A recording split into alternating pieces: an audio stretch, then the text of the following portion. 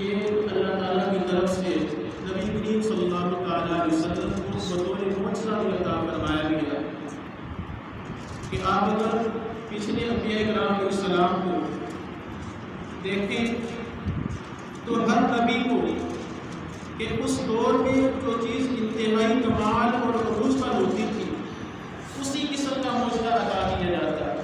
جیسا کہ حضرت نوح علیہ السلام کہ جس دور میں آپ منصب رسالت پر سرفراز ہوئے، یہ وہ دور تھا کہ لوگ پہاڑوں سے مورتیاں بناتے تھے، خوبصورت مجسمے بناتے تھے، پہاڑوں کو تراش کر مکانات بناتے تھے، کہ فن کاریگری کا دور تھا. تو اللہ رب العزت نے اس وقت کے نبی حضرت نوح علیہ السلام کو یہ معجزہ عطا فرمایا کہ انہوں نے پہاڑ سے زندہ اونٹ کو برآمد کر دیا کہ وہ تو اس پتھروں سے مردہ چیزیں بے جان چیزیں بناتے تھے. اللہ تعالیٰ نے اس وقت کے نبی کو یہ معجزہ عطا فرمایا کہ انہوں نے پہاڑ سے زندہ اونٹ کو برآمد کر دیا. اور حضرت موسیٰ علیہ السلام کہ آپ جس دور میں منصب رسالت پر سرفراز ہوتے، یہ وہ دور تھا کہ جس وقت سحر اور جادو کا انتہائی کمال اور عروج پر تھا کہ وہ لوگ جادو اتنا اثر رکھتا تھا ان کا کہ لوگوں کی آنکھوں پر اس طرح وہ جادو کر دیتے کہ اگر رسیاں میدان میں پھینکتے تو وہ دیکھنے والوں کو سانپ دکھائی دیتی. تو اللہ تعالیٰ نے حضرت موسیٰ علیہ السلام کو یہ معجزہ عطا فرمایا کہ آپ کے پاس وہ عصا تھا، آپ اس کو پھینکتے وہ عظیم اژدہا بن جاتا، اور آپ اپنا دایاں ہاتھ اپنی بغل میں دباتے تو وہ سورج کی طرح چمکنے لگتا. کہ اللہ تعالیٰ نے اس وقت کے نبی کو معجزہ عطا فرمایا.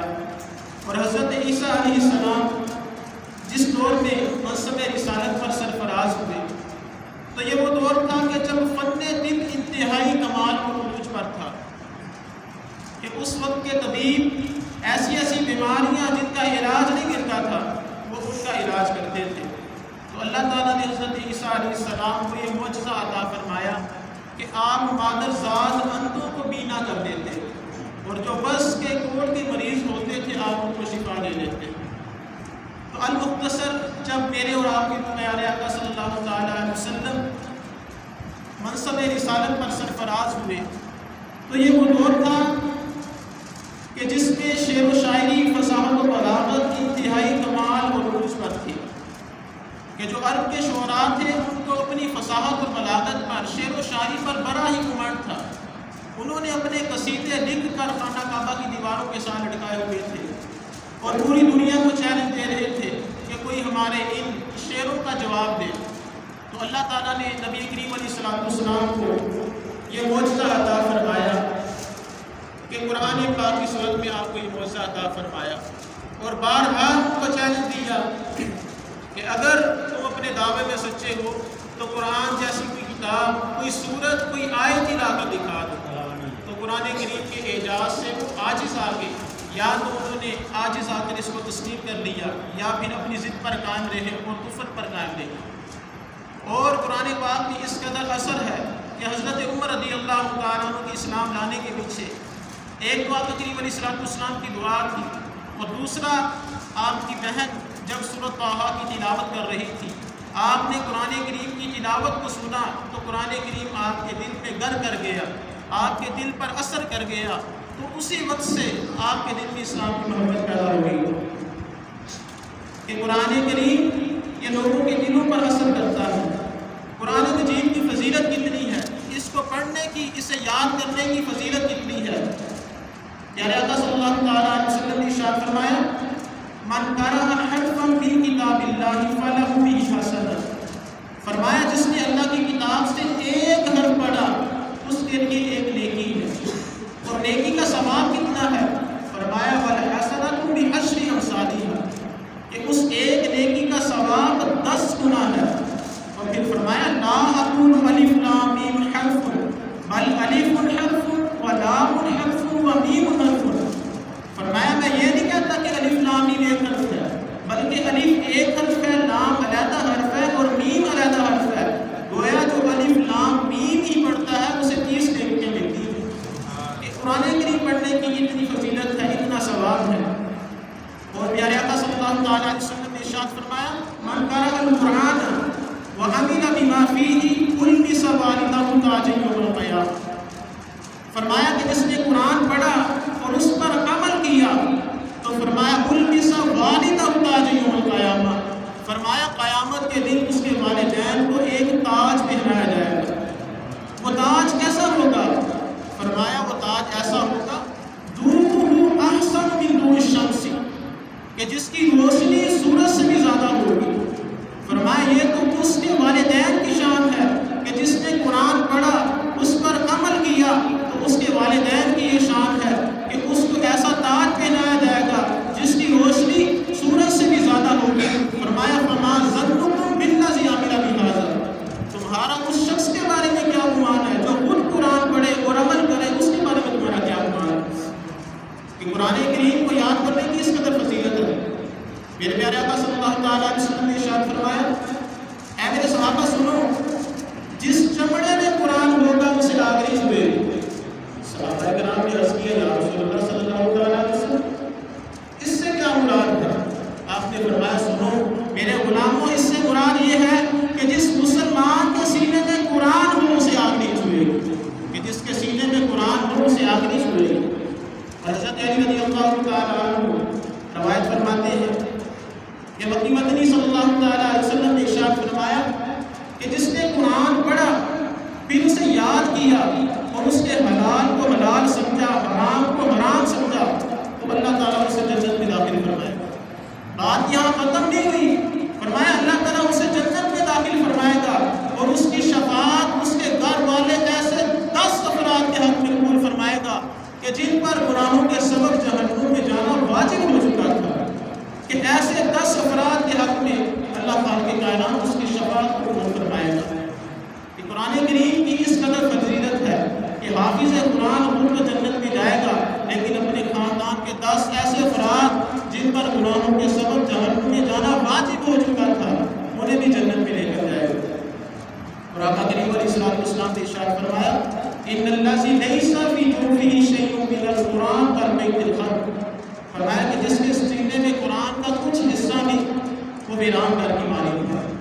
کہ جس کے سینے میں قرآن کا کچھ بھی حصہ نہیں وہ خالی ویران گھر کی مانند ہے. کہ جس طرح ایک گھر ویران پڑا رہے تو اس میں جنات وغیرہ اپنا ڈیرا لگا لیتے ہیں، تو وہ سینہ جس میں قرآن کا کچھ حصہ بھی نہ ہو تو شیطان اس میں اپنا ڈیرا لگا لیتا ہے. حضور نے فرمایا اقرأ القرآن فیاتی یوم القیامت شفیعا لاصحابہ، کہ قرآن کریم کی تلاوت کیا کرو کیونکہ یہ قیامت کے دن اپنے پڑھنے والے کے لیے شفاعت کرے گا. کہ جو اس کو پڑھے گا قیامت کے دن اس کی یہ شفاعت کرے گا. اور قرآن کریم سے محبت کرنا، حضرت عبداللہ بن مسعود رضی اللہ تعالیٰ عنہ فرماتے ہیں کہ جو شخص یہ جاننا چاہے کہ وہ اللہ اور اس کے رسول سے محبت کرتا ہے تو وہ دیکھے کہ وہ قرآن سے محبت کرتا ہے، قرآن پر عمل کرتا ہے. تو اگر قرآن سے اس کی محبت ہے تو سمجھ لو اس کی اللہ سے بھی محبت ہے، اللہ کے رسول سے بھی محبت ہے. حضرت صاحب رضی اللہ تعالیٰ فرماتے ہیں کہ اللہ سے محبت کی علامت قرآن سے محبت کرنا ہے، اور قرآن سے محبت کی علامت وہ صاحب قرآن سے محبت کرنا ہے. کہ اگر کوئی اللہ سے محبت کا دعویٰ کرے تو ہم دیکھیں کہ اس کی قرآن کے ساتھ کتنی محبت ہے. اگر قرآن کے ساتھ محبت ہے وہ دعوت میں سچا ہے.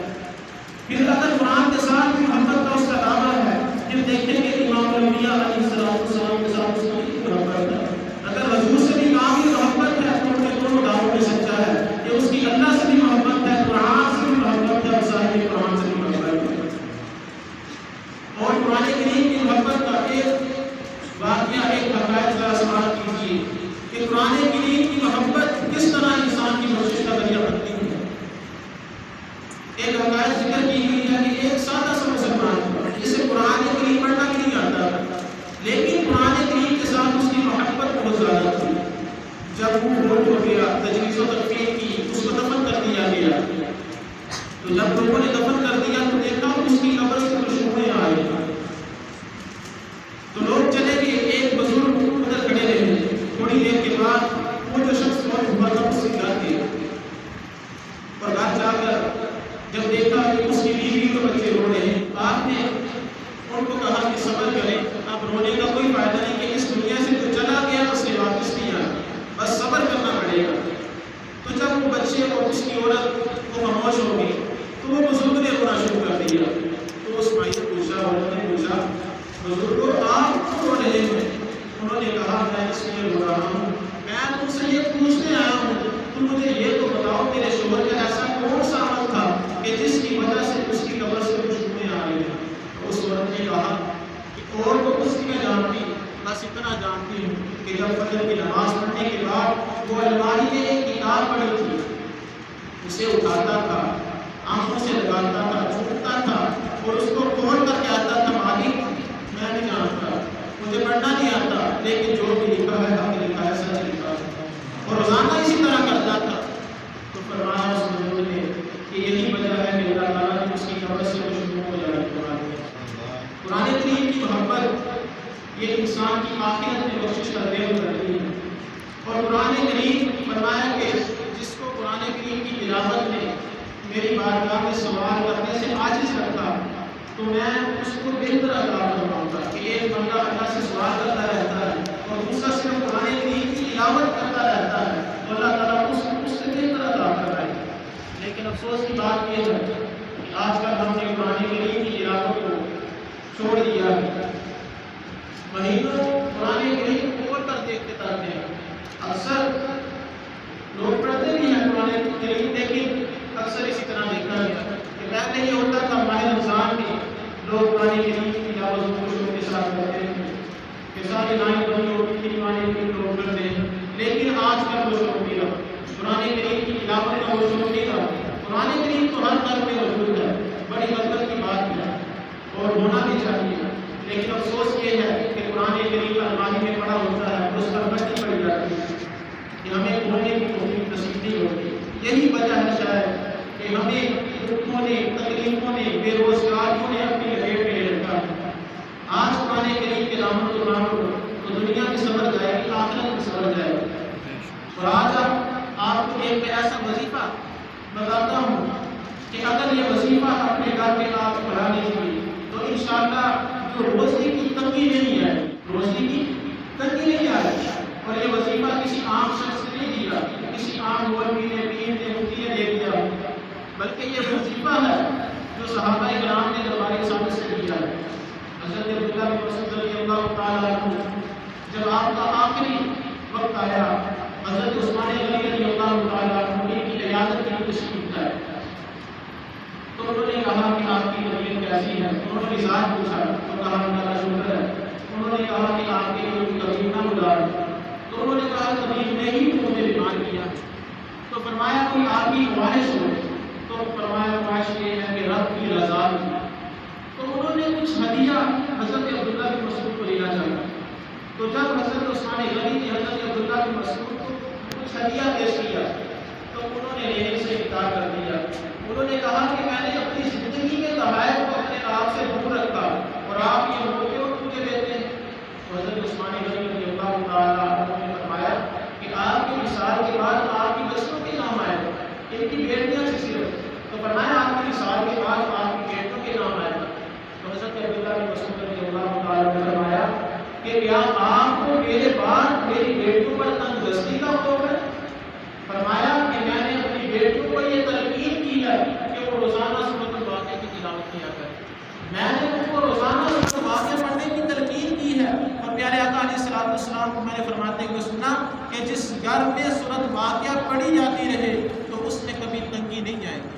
تو اس لیے اپنے گھروں میں سورۃ الواقعہ کا معمول بنائیے اور قرآن کریم کی تلاوت کا بھی معمول بنائیے اور قرآن کریم کے ساتھ اپنی محبت کو پیدا کیجیے اور اپنی اولاد میں سے کسی ایک بچے کو ضرور حافظ قرآن بنائیے تاکہ وہ ہماری بخشش کا ذریعہ بنے۔ اللہ رب العزت کی بارگاہ میں دعا ہے اللہ ہماری کائنات ہمیں قرآن کریم کو پڑھنے، اسے یاد کرنے اور اس پر عمل کرنے کی توفیق عطا فرمائے۔